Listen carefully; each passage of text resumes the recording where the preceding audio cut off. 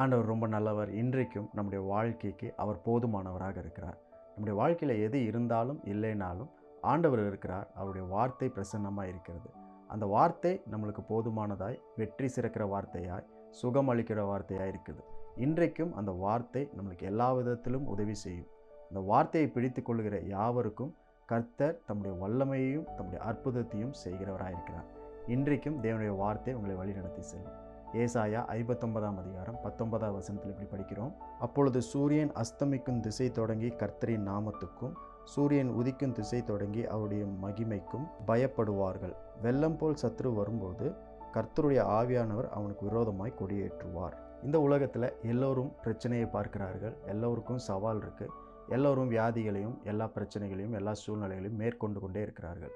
நீங்களும் நானும் அப்படிப்பட்ட உலகத்தில் தான் வாழ்ந்து கொண்டிருக்கிறோம். ஆனால் வாழ்வதற்கு தேவையான ஆதாரமும் வாழ்வதற்கு தேவையான நம்பிக்கையும் தருவது தேவனுடைய வார்த்தை.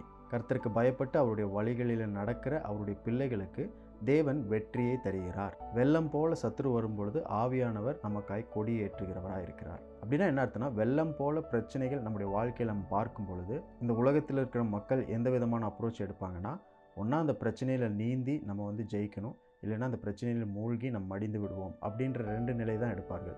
ஆனால் தேவனுக்கு பயப்படுகிற அவருடைய பிள்ளைகளுக்கு, அவருடைய வார்த்தையை செவி கொடுத்து கீழ்ப்படுகிற அவருடைய பிள்ளைகளுக்கு ஆண்டவர் என்ன பண்ணுறாருனா, வெள்ளம் போல பிரச்சனை வந்தாலும் வெள்ளத்தில் நம்மை மூழ்க விட மாட்டார், வெள்ளத்தில் நம்ம நீந்துவதற்கும் விட மாட்டார். மாறாக வெள்ளத்திலிருந்து நம்ம எடுத்து உயரமான இடத்துல நிறுத்தி விடுவார். அதுதான் கொடியேற்றுகிறார் அப்படின்னு நம்ம படிக்கிறோம். அப்படின்னா அந்த சூழ்நிலையிலிருந்து நம்மளை எடுத்து வெற்றியை காண செய்கிறார்.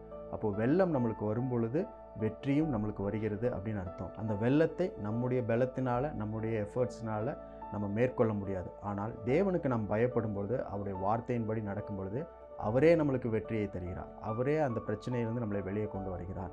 நம்மளால முடியாத காரியங்களை தேவன் செய்கிறார். நம்மளால தீர்க்க முடியாத பிரச்சனைகளை கர்த்தருடைய ஆவியானவர் நம்மளுக்காய் தீர்க்கிறார். வெள்ளத்திலிருந்து நம்மை தூக்கி உயர்த்தி விடுகிறார். அதுதான் தேவனுடைய ஆவியானவர் செய்கிறார். இன்றைக்கும் அவருடைய வார்த்தையை பிடித்து கொள்ளுங்கள். வார்த்தைக்கு பயந்து கீழ்ப்படிந்து நடக்கிறவர்களாக நாம் இருக்கும் பொழுது நமக்கு தேவையான வெற்றி தேவனிடத்திலிருந்து வருகிறது. இந்த பிரச்சனைகளெல்லாம் நானே தீர்த்தேன் அப்படின்னு சொல்கிற அளவுக்கு நம்மளை வைக்க மாட்டார். இந்த பிரச்சனைகளிலிருந்து தேவன் நம்மளுக்கு ஜெயம் கொடுத்தார், அவரே நம்மளுக்கு வெற்றியை தந்தார் அப்படின்னு அவரை துதிக்கும்படிக்கு நம்மளுக்கு வாய்ப்புகளை ஏற்படுத்தி தருவார். இன்றைக்கும் ஒரு வெற்றியினால், ஜெயத்தினால் அவருடைய வார்த்தையின்படி நீங்கள் செயல்படும் பொழுது, கீழ்ப்படியும் பொழுது உங்களுக்காக ஆவியானவர் வெற்றியின் கொடியை ஏற்றுவார். இன்றைக்கும் அப்படிப்பட்ட ஒரு வெற்றியினாலாக இருக்கிறக்காய் ஆண்டவருக்கு நன்றி சொல்லுங்கள்.